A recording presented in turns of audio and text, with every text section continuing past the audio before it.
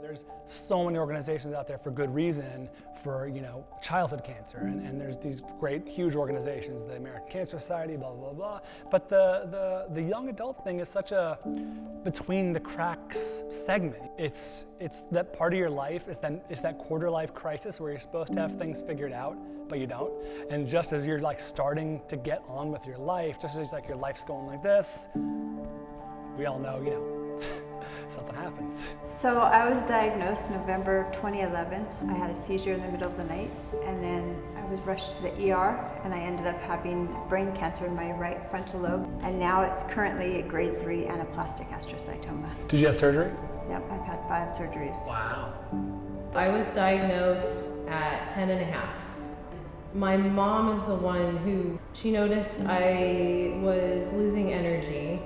I didn't have as much energy as I usually did, and I was losing weight, which is very odd for a 4th grader. I'm sitting there and I'm 10, and I had this thought, wow, so all this little trivial stuff that happens at school, oh, he likes her and they're arguing, and the little petty things that happen in our lives. Just none of that really matters. My calf felt harder than normal, and discovered it, kind of went to a couple doctors. You don't have a tumor, and then sure enough, MRI, golf ball sized tumor in there. Initially they said I would just need radiation, but after I did surgery they said you would need chemo.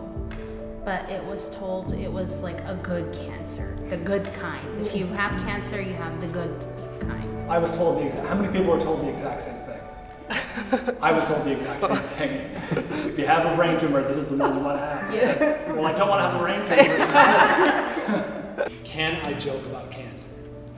Yes. Yeah. How do I joke about cancer? My support group calls it tumor humor. Tumor humor, that's good. A little tumor humor? Okay. That's funny. My friends, a few of them, I would go and I would say, what's the worst thing happening in your life right now? And then they would say it, and I'd be like, well, I have cancer, I win.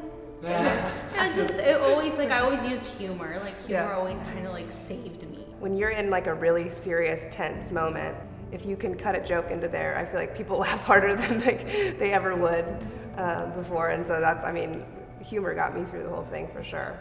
We should never be done telling these stories. It's us taking control of this experience rather than letting other people tell it for us. I am clinging to relationships now. In a way, friendships, everything, everybody means something to me. I feel now that I have cancer, everybody takes a little piece of my heart. I think about all the friends I've made through this organization.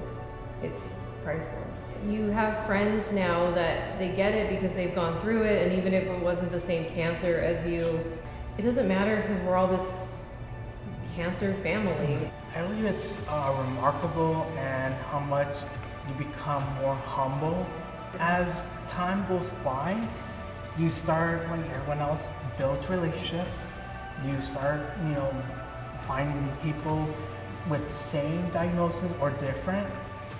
Some will come seeking guidance. We get the gift of perspective with this. It's your whole life just suddenly changes. I find myself going, oh, wow, that sucks. But it doesn't just, those are things that would have ruined my day before. Now it's just kind of whatever, Before, my doctor told me that I probably wouldn't be able to run again. Well, I'm running a marathon next month, so that's a good one. Yeah, I wouldn't have met these incredible people. I would not have seen how they live despite all the shit hitting all the fans. No, my life is better because of them. I'm still here, I still have some time. I can do what they can't still do, so it keeps me in perspective too.